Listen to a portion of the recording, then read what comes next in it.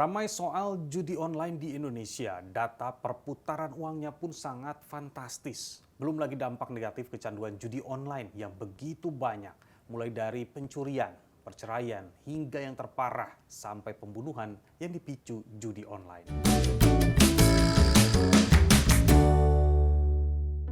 Bansos untuk pelaku judi online gimana Pak? Nggak ada. Berarti wacana itu sebenarnya belum terrealisasi, belum diatur. Nggak ada. Makasih Bapak. Presiden baru-baru ini menyatakan tidak ada bantuan sosial untuk korban judi online. Ya, pernyataan Presiden berbeda dengan menteri-menterinya yang akan membuat Satgas judi online dan salah satu langkahnya adalah memberikan bantuan sosial untuk korban judi online. Kita dengar dulu pernyataan Menko Polhukam sebelumnya soal judi online. Dan kita membuat rencana perpres. Dan insya Allah dalam minggu ini rencana perpres sudah ditandatangani dan sebagai modal kita untuk bekerja. Satgas judi online akan bertugas melakukan pencegahan, penindakan hingga rehabilitasi. Salah satu poinnya, pemerintah juga akan memberikan bantuan sosial bagi keluarga pelaku judi online. Nah, Kemenko PMK bahkan sudah membuat mekanisme siapa yang akan dibantu. Kepala keluarganya itu pelaku judi, ya dia akan kena sanksi pidana. Korbannya siapa? Korbannya keluarga. Karena keluarga ini akan terpengaruh secara finansial dan juga emosional. Nah, oleh karenanya di dalam Satgas judi online ini kita bisa melihat secara komprehensif sebenarnya penanganannya. Mulai dari pencegahan, kemudian penindakan, dan dalam konteks rehabilitasi. Kita tanya saja sama sosiolog, kira-kira perlu dan pentingkah bantuan sosial untuk korban judi online dalam pemberantasan judi online? Memilih berjudi karena ingin cara cepat untuk mendapatkan penghasilan, ya, karena dia miskin dan sebagainya, saya kira ini perlu dilihat secara lebih jernih. Yang pertama, perbuatan melawan hukumnya harus diberikan sanksi hukum dulu, itu poin nomor satu. Nomor dua, ketika dia memang dari awal sudah miskin, akhirnya memilih judi, ya berarti ini akan ada pertimbangan khusus. Tapi ada juga orang-orang yang sebelumnya tidak termasuk dalam kategori miskin, kemudian ikut dalam judi online dan akhirnya dia jatuh miskin, gitu ya. Nah, ini juga sama perlakuannya, tetap penegakan hukum itu harus dikedepankan. Ya, masalah bantuan sosial itu saya kira itikat baik dari Pak Menteri, ya, untuk menolong yang dalam tanda kutip tadi dikatakan korban, gitu. Saya kira ada atau tidaknya soal bantuan sosial korban judi online, tapi pemberantasannya wajib. Kita lihat lagi dampak dari judi online. Mulai dari kasus Polwan yang membunuh suaminya, seorang polisi, karena menghabiskan uang belanja untuk bermain judi online. Lalu akibat judi online, kasus perceraian di Kabupaten Ogan Komering Ulu Timur mengalami peningkatan di pertengahan tahun 2024. Hingga bulan Juni 2024, terdapat 377 perkara perceraian yang masuk ke Pengadilan Agama Martapura. Penyebab perceraian sebagian besar atau 70% pihak suami kecanduan judi online. Miris kan, itu baru yang muncul ke permukaan. Bayangkan yang tidak muncul.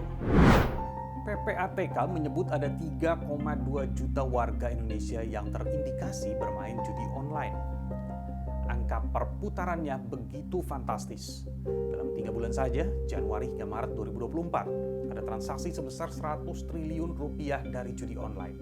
Bahkan jika dihitung dari tahun-tahun sebelumnya, PPATK mendeteksi transaksi judi online sudah lebih dari 600 triliun rupiah.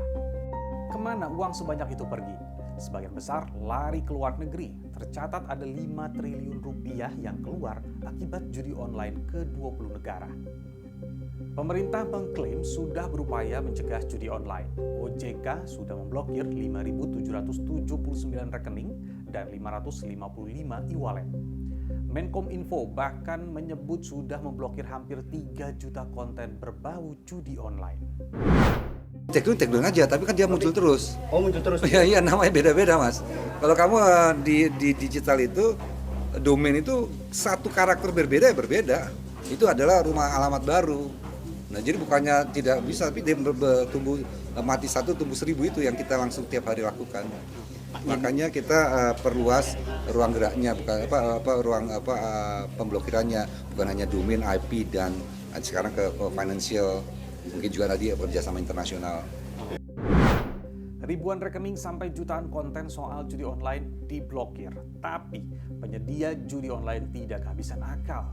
Pemerintah kini menemukan indikasi transaksi melalui pulsa yang sulit dideteksi. Hal tersebut ditemukan oleh Menkominfo. Modus baru ini sulit dideteksi, yaitu dengan deposit melalui pulsa ponsel.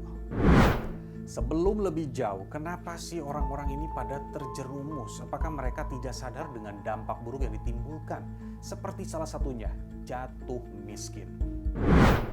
Gaya hidup, ya, perkotaan, kemudian pola hidup yang konsumtif, ya, kemudian tadi flexing dan sebagainya, itu membuat kita satu sama lain ini saling mengukur keberadaan kita tuh secara material begitu. Nah, jadi dan ini adalah mangsa yang sangat empuk ya bagi penyedia jasa judi online gitu. Tanpa harus bersusah payah, dia menawarkan sedikit saja, pasti orang akan masuk, dan judi itu tidak akan mungkin bisa menang. Ya, di mana-mana sistem perjudian itu tidak akan membuat orang menang. Ya, misalnya dalam 10 kali pertandingan, misalnya 10 kali dia main gitu, dia mungkin dibuat menang dua kali, tapi 8 kali dia akan kalah. Jadi overall, ya, pelaku perjudian itu tidak akan untung, tidak akan menang.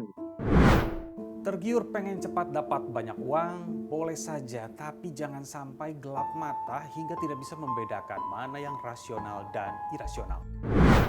Sih dari server judi online harus diblokir-blokirin ya di Indonesia ya. Jadi buat masyarakat pengakses judi online juga udah terbatas nih, ruang geraknya terbatas. Jadi dia udah nggak bisa ngakses judi online lagi. Dari aku sendiri sih nggak setuju ya, karena sebenarnya pelaku judi online itu sendiri itu kan udah melanggar aturan negara ya. Jadi mereka juga keluarga korban itu, keluarga pelaku judi online itu tidak bisa diberikan bansos, dan seharusnya bansos itu lebih diberikan kepada yang membutuhkan. Jadi harus lebih tepat sasaran gitu sih. Emang dia melakukan judi emang atas dasar niat mereka dan kelebihan uang awalnya.